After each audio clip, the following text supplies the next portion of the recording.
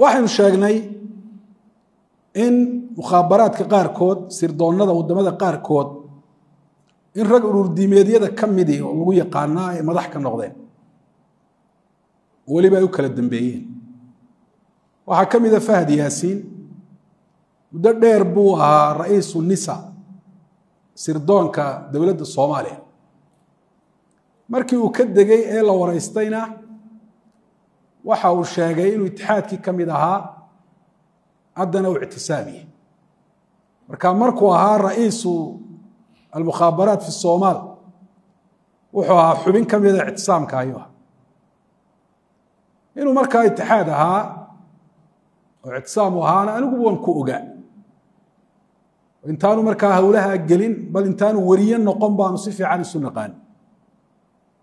بل مركا غير كذا القرآن بانو السبعين كذا نقول يمنو حويا نشوقنا لكن اسخلاف صنع مركا بدك على ذا قار كودي وحيابه يسقوا تاجر صنع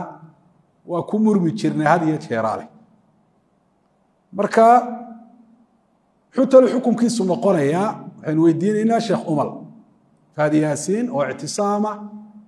أي السنوات بدن أها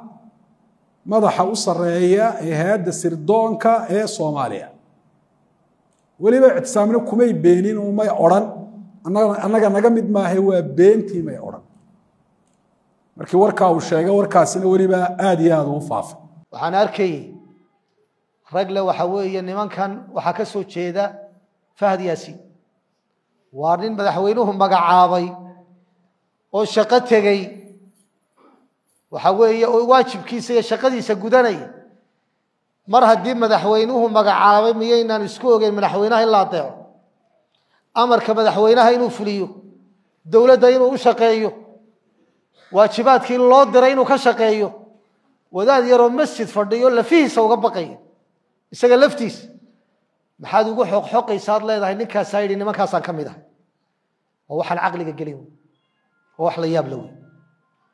maalin buu soo maray maalin buu ahaayo isaga sheegtay waraysigiisa dhageystay haddaan sheegayaa anigu haddaan galo oo aan wasiir noqdo ama xildhibaan baarlamaan noqdo cid aan matalayo diin ka shaqeynaysa ma jirto nafteedan matalay